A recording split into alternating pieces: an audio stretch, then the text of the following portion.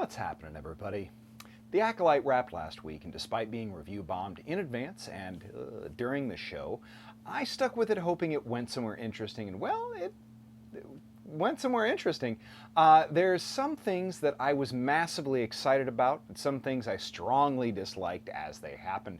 Well, there were some things that I'm still deeply confused by, but I'm gonna break it down. Love it or hate it, The Acolyte opened a new chapter of Star Wars history in the High Republic, and I'm excited to see more done, if not necessarily from the creative team behind this show.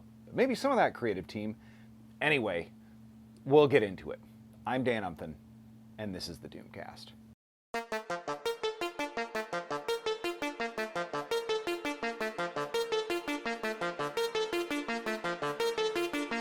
Alright, first do me a favor, hit subscribe and the bell. I make about one of these videos a week. They're all great, so please don't miss even one.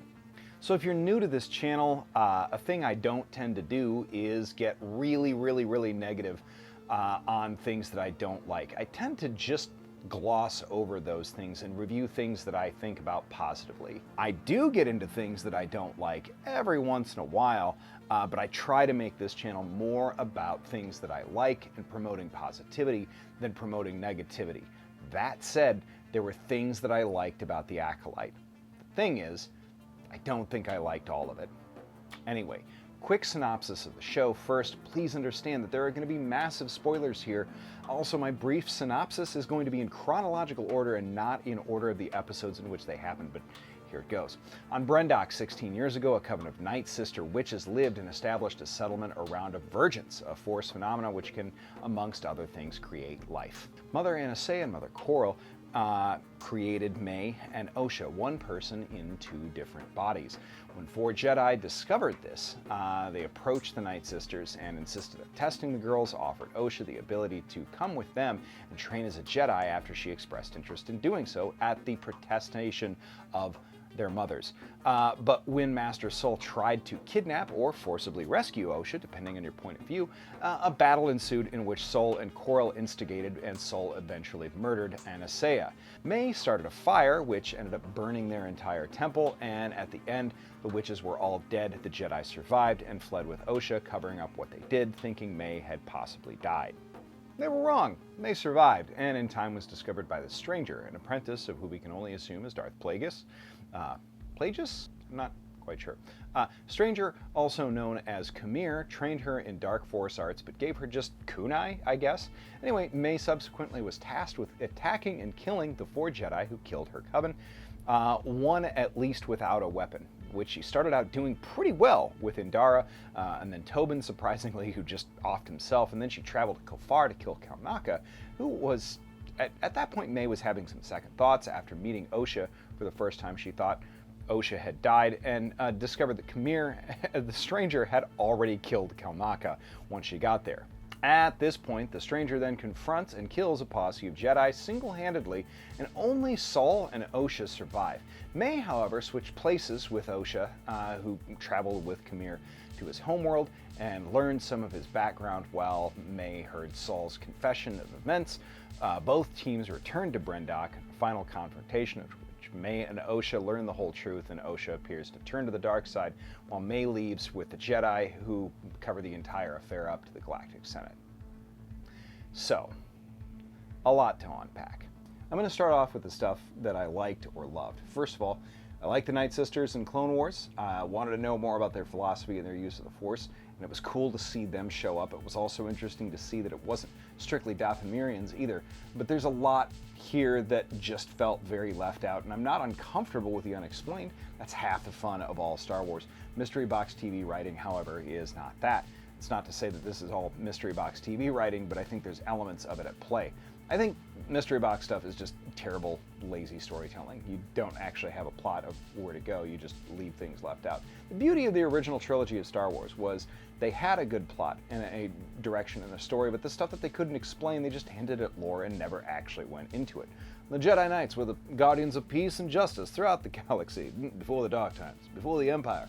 It never explained what the High Republic looked like. You got to imagine all of that stuff. So there's some points where they do that very successfully in this show, and then there's some points where they leave out explanations that would have created more investment, I think, and established stakes. So I really did like the sort of, I like the dynamic of Anastasia and Corel, and the intergalactic confederacy of different witches. It was like a foil to the Jedi High Council, in a way.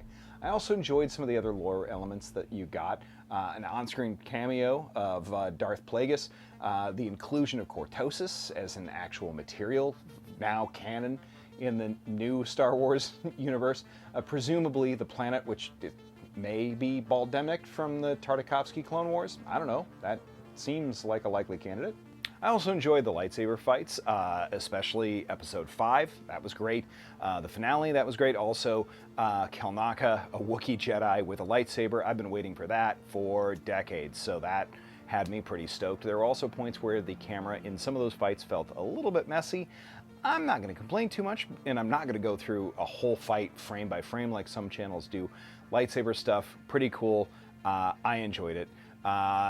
Also, I think they did a fairly good job, and it was fairly clever of the show to establish mostly likable characters for the first half of the show, like Fard and Jecki, and then just brutally kill them off halfway in. I didn't really care about Fard that much. He kind of annoyed me. Daphne Keen's Jecki I really liked, and it way to create an emotional investment there and make me actually upset. I did not see that coming. As long as we're on the topic of actors, I liked Lee Jung-jae. Sol was pretty damn good, and I loved his portrayal of Sol for the most part. Really flawed Jedi. I truly believe that he was doing something wrong for the right reasons. But in my opinion, the unexpected star of the show was Manny Jacinto's Kamir. As soon as he showed up, I couldn't stop thinking of Jason from The Good Place the entire time, which was definitely something for me to get over. But once I did, once I got over the corny-ass Darth teeth helmet, I did not like the inclusion of the teeth. The rest of the helmet concept, very cool. The teeth, God, did not work for me. Other than that teeth, the Cortosis helmet and the bracer used in combat like that to mask your force presence and shut off lightsabers, sorry, that was very sick. I enjoyed that. And as time went on, I kind of started regarding him as pretty raw and badass. I genuinely wonder about the future of that character. Is he going to be a predecessor of the Knights of Ren like some people think? Is he Ren? The original Ren? It's probably not the one that Anakin encounters in comics by Charles Soule, but maybe. That brings me to the stuff that I didn't like as much, which maybe Vernestra Rowe was at the very top of that list. Every time she was on screen, until about the last episode where I actually kind of liked her in the finale, I felt my optic nerves severing from the inside of my skull from rolling so hard. Somehow, every line of dialogue in the first few episodes that came out of her mouth felt cornier than a turd after being at the state fair. I do like the idea of Jedi being flawed and fallible, but not genuinely deceitful and dumb as shit.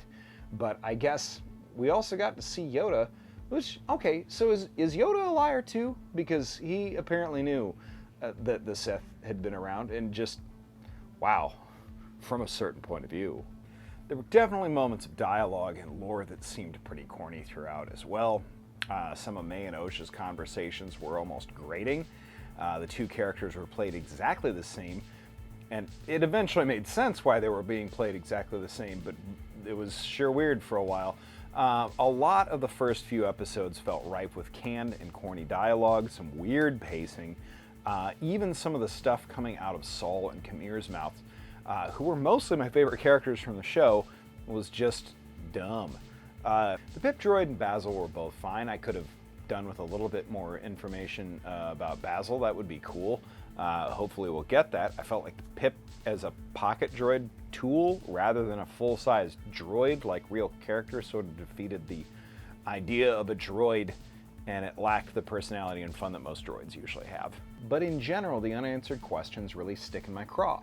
Good storytelling leaves unanswered questions that drive the rest of the story forward. Who is this character? What will they do? What do they want? When will they die? How will they discover their secret? Will they discover their secret? Will they? Won't they? yada yada yada. Bad storytelling leaves unanswered questions that would have created investment on the part of the viewer or reader. Not all unanswered questions are equal. Give me at least an idea of what the ceremony the witches had planned was going to accomplish.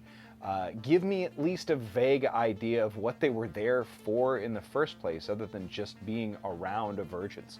Why bother creating Osha and May at all? Give me a hint at how you did it. These aren't good mystery box plot points. These create stakes for the whole show and the rest of the plot. Okay, Force-sensitive children raised by witches. I get why the Jedi have an investment there. Why does Saul in particular care that much? The other thing that's kind of annoying is how generally dumb all of the Jedi seem to be. Why is Tobin such a whiny bitch of a Padawan? Why isn't Dara somehow able to take out a whole coven of witches with her mind, but then gets smoked by May? I didn't get nearly enough of Kelnaka at all. My main problem with the whole show from the beginning was cinematography. It felt incredibly flat compared to even other Star Wars, Disney Plus TV, most other Star Wars properties as well. It had just really square, flat, level framing of characters, direct center, very little interesting or epic camera work, very few, but they did use common classic Star Wars wipes, but little else that felt dynamic or interesting or big in the way Star Wars should be, or like Star Wars traditionally. It felt like a generic Netflix show in a lot of ways, which isn't great for a huge budget Star Wars production. I'm gonna say that overall, while it had some cool cameos and some interesting lore elements, overall I didn't love it. I definitely didn't overwhelmingly hate it, but it just lacked either the lighthearted serial adventure of Clone Wars or Mandalorian, or the gritty gravitas of Andor, Rogue One, or Empire in the original trilogy. It just kind of was. It felt a lot less like the event it should be and more like a passable product. Not that I explicitly disliked any of the ideas or the characters entirely, even Vernestra, who annoyed me at the very beginning, but make the ideas and characters interesting, fun, and cool. Anyway, maybe I'm wrong. Maybe you loved it. Maybe you hated it. Maybe you're not like I was, where I feel very, very conflicted still. Either way, let me know in the comments. Thanks very much for watching. We'll see you again next week.